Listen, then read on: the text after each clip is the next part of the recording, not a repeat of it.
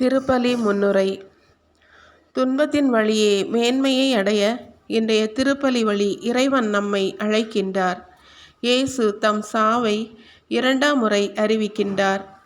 2ஆம் முறை அறிவிப்பதற்கான காரணம், சீடர்கள் இயேசுவை இன்னும் முழுமையாக புரிந்து கொள்ளவில்லை.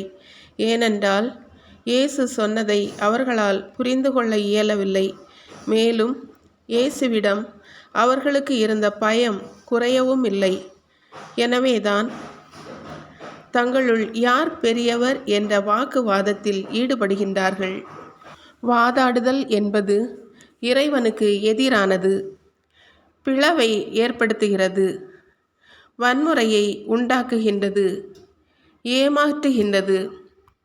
தம்மோடு உண்டு குடித்தவர்கள் கூட தம்மை முழுமையாக புரிந்து கொள்ளாதது இயேசுவுக்கு மிகுந்த ஏமாற்றத்தை கொடுத்திருக்க வேண்டும். பெரியவர்கள் கற்றவர்கள் என்று இருக்குமிடத்தில் இயேசு சிறு குழந்தையை நடுவில் நிறுத்துகின்றார். குழந்தைகளையே தாழ்ச்சியின் அடையாளமாக நமக்கு காட்டுகின்றார். கடவுளின் பாதத்தில் நம்மை அர்ப்பணிக்க குழந்தைகளிடமிருந்து கற்றுக்கொள்வோம். விண்ணரசில் நாமும் பெரியவர்களாவோம். குழந்தைகளிடம் அன்பு பாராட்டுவதும் அவர்களுக்கு முன்மாதிரியாக வாழ்வதும் கடவுளின் திருவுள்ளமாகும். சமூக நலனுக்காகவும் பொது நன்மைக்காகவும் துன்பங்களை ஏற்கின்ற மனநிலை தாழ்ச்சி என்ற பண்பை வெளிப்படுத்துகின்றது. கடவுளின் முன்னிலையில் ஒரு மனிதன் உயர்ந்தவன் என்பதற்கு அடையாளம் தாழ்ச்சியுடன் பணி செய்வதே என்று இயேசு தெளிவுபடுத்துகின்றார். தாழ்ச்சியை அணிந்து கொண்டு இறைவனுக்கு பணியாற்றும் மனநிலையை பெற்று வாழ்ந்திட இன்றைய திருப்பலியில் இணைந்து ஜெபிப்போம். முதல் வாசக முன்னுரை. இன்றைய முதல் வாசகம் சாலமோனின் ஞான நூலிலிருந்து எடுக்கப்பட்டுள்ளது. மனம் மாற அழைப்பு விடுப்பதோடு தளர்ந்து தடுமாற்றம் அடைந்தவர்களின் மூடத்தனத்தை அடையாளம் காட்டி ஆண்டவரை அண்டி வர அழைப்பு விடுக்கும் இன்றைய முதல் வாசகம் கடவுளின் வார்த்தையின்படி வாழ்வதே உண்மையான உயரிய ஞானம் என்பதை அறிவுறுத்துகிறது. கடவுளின் கருணையை கண்டுகொள்ளும் வகையில் பொறுமையுடன் கனிவையும் கைக்கொண்டு வாழும் வரம் வேண்டி இன்றைய முதல் வாசகத்தை கவனமுடன் கேட்டு தியானிப்போம்.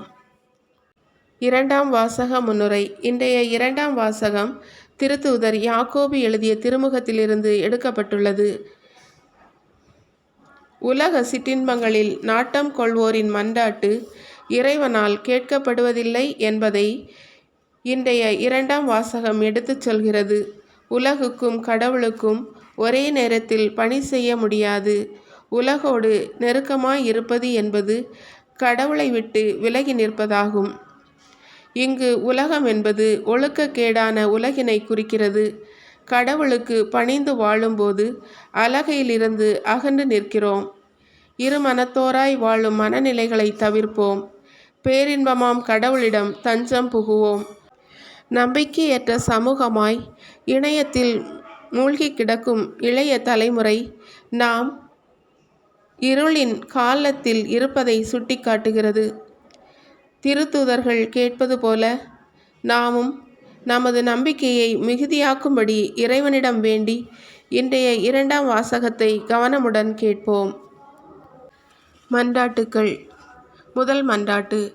நேர்மையாளர்களை சோதித்து நல்வழிப்படுத்தும் நல்ல இறைவா, திருச்சபையை வழிநடத்தும் திருத்தந்தை, ஆயர்கள், குருக்கள், கன்னியர் மற்றும் பொது நிலையினர் துன்பங்களும் துயரங்களும் தொடர்ந்து துரத்தினாலும் நீதியிலும் நேர்மையிலும் நிலைத்து திருச்சபையை துணிவுடன் வழிநடத்திடும் ஆற்றல் தர வேண்டுமென்று இறைவா உம்மை மன்றாடுகின்றோம். 2வது மன்றாட்டு. நீதியின் தெய்வமே எம் அன்பு இறைவா, நாட்டை ஆளும் தலைவர்களும் பல்வேறு துறைகளில் பணியாற்றும் அதிகாரிகளும் தன் சொந்த உடலையும் தன் சொந்த குடும்பத்தையும் பேணி பாதுகாத்து பராமரிப்பது போல குடிமக்கள் ஒவ்வொருவருக்கும் தீயன களைந்து நன்மைகள் மட்டுமே செய்து வாழ்ந்திடும் வரம் தர வேண்டுமென்று இறைவா உம்மை மன்றாடுகிறோம். 3வது மன்றாட்டு.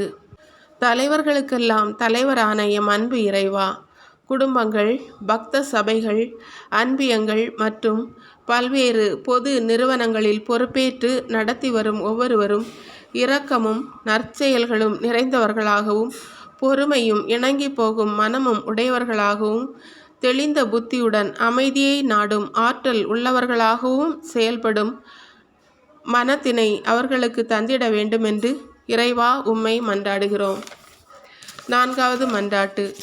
துன்பங்கள் வழியாக மட்டுமே தூய வாழ்வு வாழ எம்மை அழைத்த எம் அன்பு இறைவா, பலவிதமான போதை அடிமைத்தனங்களுக்குள் சிக்கி தவிக்கும் ஒவ்வொருவரும் போராட்ட மனதுடன் பாவ அடிமைத்தனத்தை விட்டொழித்து பரிசுத்த வாழ்வு வாழ்ந்திடும் வழியை கண்டுகொள்ளவும் வாழ்வின் மேன்மைகளை அனுபவிக்கவும் தேவையான ஞானத்தை தர வேண்டுமென்று இறைவா உம்மை மன்றாடுகிறோம்.